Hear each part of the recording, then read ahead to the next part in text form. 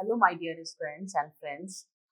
Today in my class, we'll be dealing with the phosphorus cycle. This is again one of the biogeochemical cycle.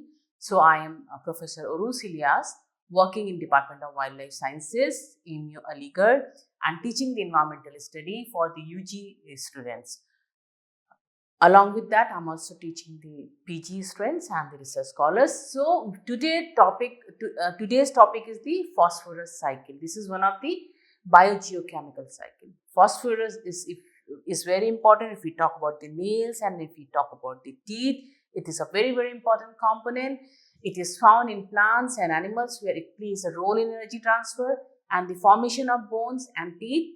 For example, plant contain phosphorus in compound like ATP, adenosine triphosphate.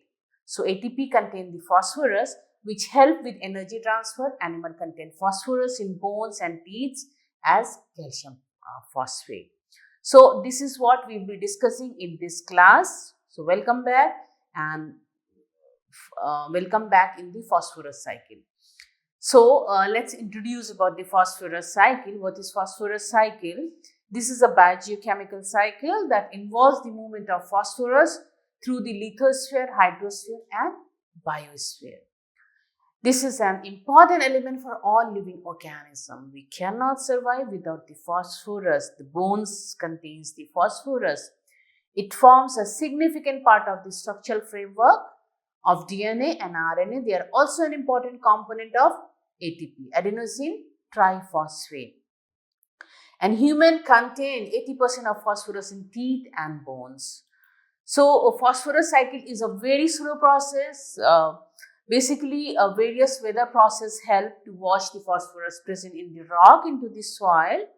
And phosphorus is absorbed by the organic matter in the soil, which is used for various biological processes. The phosphorus cycle, unlike those of carbon and nitrogen, lack an atmospheric component. Since phosphorus and phosphorus containing compound are present only on land, atmosphere plays no significant role in the phosphorus cycle. So this is the cycle where the atmosphere doesn't play a very significant role in this cycle. As a basic constituent of the nucleic acid, phospholipid and numerous phosphorus related compounds. Phosphorus is one of the nutrient of major importance of biological system. It is very important. Phosphorus is ecologically very significant as the most likely limiting of regulating elements in the productivity. So there are different steps like other cycles. There are different steps in the phosphorus cycle like weathering, absorption by plants, absorption by animals, return to the environment through decomposition. So this is the picture showing the phosphorus cycle. So phosphorus is there in the soil and it converts into the phosphate in solution and it is precipitated solid phosphate. It goes to the rocks and that's how uplifting of the rocks. And also the phosphate is absorbed by the roots of the plants. Phosphate in animals also release the phosphate in organic compounds. This is animals and plants. Detritus makes the detritivores in soil and that's how they make the phosphate in the soil. So with the weathering, the phosphate in the rock is converted into the phosphate into the soil. So that's how the phosphate cycle works. So basically from the rock, it is available in the rocks for many years and from the rock with the weathering, it is converted into this thing. Okay, so what is weathering? What is the role of the weathering? Basic source and the great reservoir of phosphorus are the rocks or other deposits which have been formed in the past geological ages. So since ages there is a phosphorus deposition, there are phosphorus. They are gradually eroding, releasing phosphate to ecosystem. But much phosphate escapes into the sea where part of it is deposited in the shallow sediments and part of it is lost to the deep sediments. The phosphate salt are broken down from the rocks. Basically, the main deposition is the rock and then the soil. So, the phosphate salt are broken down from the rock. These salts are washed away into the ground where they mix in the soil. So, with the weathering, the rock phosphate is coming down to the soil, mixing with the soil, and um, by washing off, they are mixing in the soil. Therefore, it is said that the phosphate cycle starts in the Earth's crust, not the atmosphere. It is said that the phosphate cycle starts in the Earth crust. However, the means of returning phosphorus to the cycle are inadequate to compensate for the loss. So, the absorption by the plants also absorb the phosphorus from the soil. Plants, for their nutrition, absorb water dissolved in organic phosphate from the soil and convert these into the organic phosphate. So, water contain it from the soil, inorganic phosphate from the soil, and convert these into the organic phosphate. So, that's how they absorb. The aquatic plants absorb inorganic phosphorus from lower level of water bodies. However, the amount of phosphorus present in the soil is very less. The amount of phosphorus in the soil, it is very less. So, that is why the farmers apply phosphate fertilizers on agricultural land. And the phosphate give the strength to the plants. So, that is why they apply phosphate fertilizer. So, usually they are using sometime the crushed bone.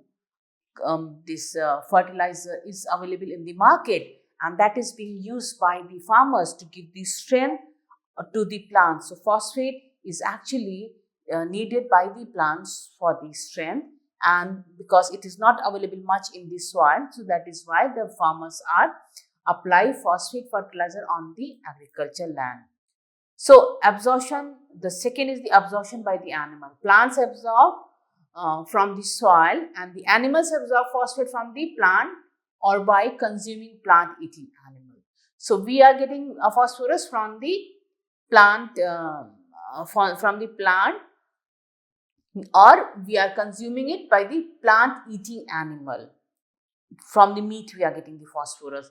The rate of the phosphorus cycle is faster in plants and animal when compared to the rocks.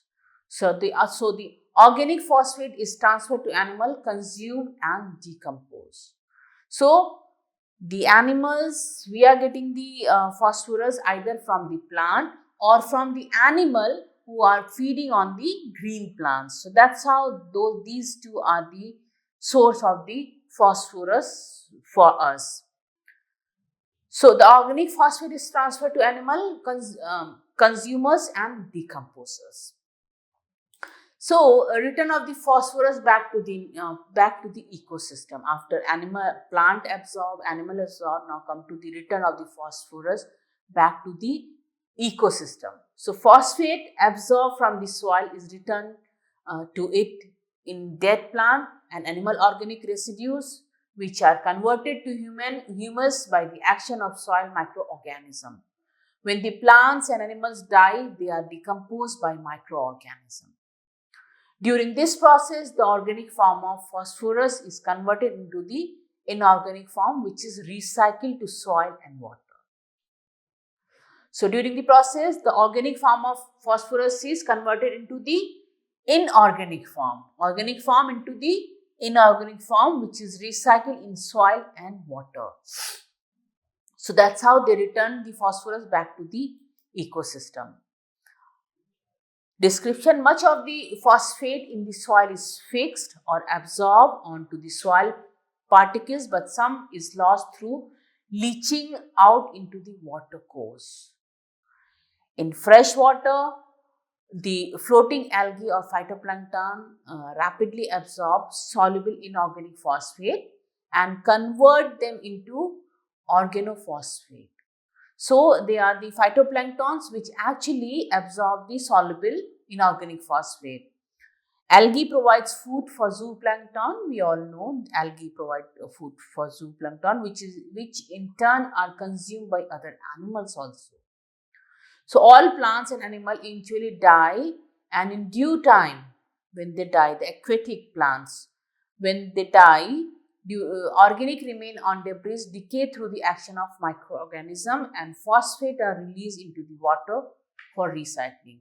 With the decay of these plants and animal, the phosphates through the action of the microorganism and phosphates are released into the water for recycling. That's how water phosphate is there. So these algae which are found in the water body, they are the food for the zooplankton. So when all the animals, when they die, decay, so because of some microorganism, they are converted into the phosphate are released into the water for recycling. This is how plants like take dead animals and plants dead organic residues. So this is the soil phosphate, this is the rock phosphate converted into the soil phosphate. And soil phosphate, the plants take phosphate from the soil phosphate, and animals take phosphate from the plants or the animal plant eating animal. And when they all die, they make the dead organic residue, which is again converted into the soil phosphate with the microbial activities, and run off to the river. And so this is the phosphate cycle in the land.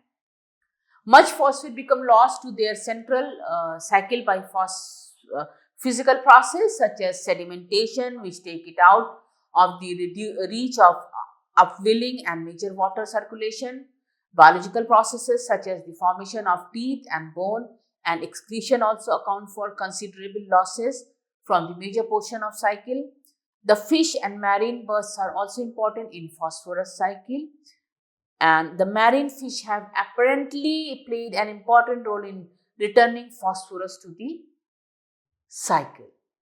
Okay, so marine fishes, they contribute a lot in the phosphorus. So in this context, we can consider the tremendous deposit of guna. Guna is the manure of the seabird along with the western coast of South Africa. Although man harvests a lot of marine fishes, according to only about 60,000 tons of elementary phosphorus per year is returned to the manure, compared with 1 to 2 million tons of phosphate rock, which are mined and most of which are washed away and lost. So this is the this picture is about the phosphorus cycle in water. So this is showing phosphorus cycle in water. Phytoplankton is being eaten by the zooplanktons, animals, and animal gets soluble phosphorus from phytoplanktons or zooplanktons or from the plants, and it gives to the dead organic residues of the phosphorus. And with the microorganism, this dead organic residue from the plants and animals change into the soluble phosphate in the water. So this is how the cycle continue. So the phytoplanktons are found in the water body, and they are the main source of the phosphorus, and they are being taken by the zooplankton. And phytoplankton and zooplankton eaten by the animals. Animals get phosphorus from the plants as well as animal who are eating the plants, and when they die because of the microorganism, the dead organic residue phosphate convert into the soluble phosphate, and this is the river discharge. This is the phosphate cycle in the water. We discussed about the phosphate cycle in the rock. Weathering of the rock, the phosphate is released here in water. With the activity of the plants, phytoplanktons and zooplankton, and dead residue of all these makes with the microorganism activity, makes the dead organic residue phosphate, and that is converted into the, with the help of the microorganism, soluble phosphate. There has been converted into the soluble phosphate. So this is the phosphorus cycle in the water. Natural phosphate cycle can be very much affected by pollution. We all know pollution is a major issue affecting many cycle, and phosphate is one of the. So agriculture fertilizer contains sulfur phosphate or triple sulfur phosphate, and are now frequently used in the field, and sewages even after treatment contain phosphates derived from excreta and detergent. So all the detergent are having the phosphate, and they are called surfactants. So basically most of them are the phosphate. So all the phosphate derived from the excreta and detergents. So these phosphates can eventually reach freshwater streams and river through the land runoff and effluent discharge. Phosphate pollution of river and lakes has caused excessive growth of algae. Too much of phosphate pollution will give rise to the excessive growth of algae, which deplete the dissolved oxygen content of water and disrupt the natural food chain. Excess too much of the phosphorus because of the excreta and detergent, it run off into the water, and too much of phosphate will actually give the excessive growth to the algae, and which deplete the dissolved oxygen content of water and disrupt the natural food chain. So human impact on the phosphorus cycle: increased use of fertilizers. Most of the fertilizers, because fertilizers are having the phosphorus. So increased use of fertilizer lead to phosphorus runoff into the water. So whatever fertilizer we are giving to the plant, ultimately it is mixing with the soil and going down and mixing up with the groundwater. So increased use of fertilizers lead to the phosphorus runoff into the water way. And human influence on phosphorus cycle: this is the mining phosphorus rock, phosphorus in fertilizers, and from the fertilizer runoff and erosions, phosphates, multiple sewage, from excreta, and this the phosphate comes, and from the excreta of the animal waste, excreta of the animal and the waste, they all mix up with the excess phosphate dissolved in water, and because of the excess phosphate dissolved in water give rise to the more algae, and that may cause the algal bloom. So mining and global transportation of phosphorus, particularly in fertilizer and food, significantly altered the global phosphorus cycle. So too much of fertilizer, too much of manure, too much of animal waste, and which run off into the water give rise to the excess phosphate dissolved in water. So, so human impact on the phosphate, because excess of the phosphate dissolved give rise to the eutrophication. Eutrophication is the runoff from farm and inadequate treated effluent enriched water bodies with phosphorus. Natural eutrophication, we can see from this picture, the natural eutrophication is a slow aging process of lake becoming more productive over thousands of years. So the more and more phosphorus is going into the water through different sources, whether it's a fertilizer or whether it's excreta of animal or animal waste. It goes into the water, and in the growth of the algae increases. Cultural or anthropogenic eutrophication is a rapid process caused by excessive plant nutrient leading to excessive algal growth and water pollution. So too much phosphorus from different resources makes the alga to grow faster, and that is actually not good for any wetland, any water body, and it also pollutes the water. Second is the factor contributing to freshwater eutrophication: surface and subsurface runoff and erosion from high phosphorus soils. Soil phosphorus released to water is influenced by the type of input, soil type and management and hydrological conditions. Soil phosphorus release dynamic is for poorly drained soil or areas prone to waterlogging, such as those experiencing snow melt, can quickly develop Fe reducing condition, leading to increased phosphorus concentration in the water. So this is the soil phosphorus release dynamic, poorly drained soil or area prone to waterlogging. So this is the one human impact. This process makes phosphorus more available and increase the risk of phosphorus leaching into the water body.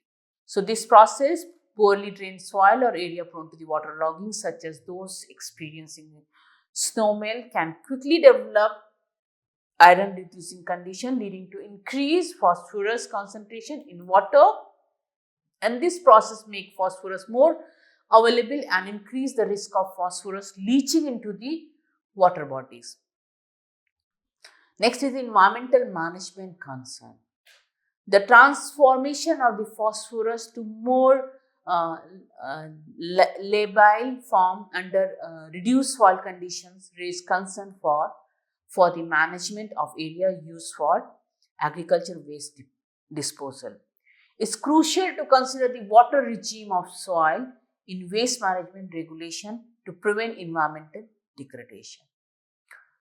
So, what we have to do, environmental management concern, we have to transfer the transformation of phosphorus to more labile form under reduced soil conditions raises concern for the management of area, use of agriculture waste disposal, and the second is it's crucial to consider the water regime of soil in waste management regulation to prevent environmental degradation.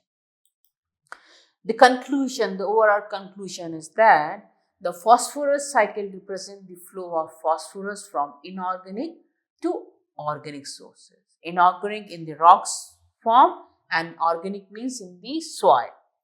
So, phosphate are released from rock and soil via weathering. So, they are in the rocks for years and years, for thousands of years, for hundreds of years, they are stored in the rocks. This is the process, this is the different age processing which makes the phosphorus in the form of the rock. So, phosphorus is available in the rocks. So, phosphate are released from the rocks and soil via weathering. Then absorbed by the living organism. Living organism means plants, phytoplanktons, these we get the phosphorus either from the plants or from the animals who are feeding on the plants, then released back into the environment by a decomposition of living organism. So this is all about the phosphorus cycle. So phosphorus, we need phosphorus to strengthen the bones, and bones, teeth and these nails are containing the phosphorus. If you have less phosphorus, your bones start breaking, calcium. And so this is the this is all about the phosphorus cycle. With this, I end up my talk.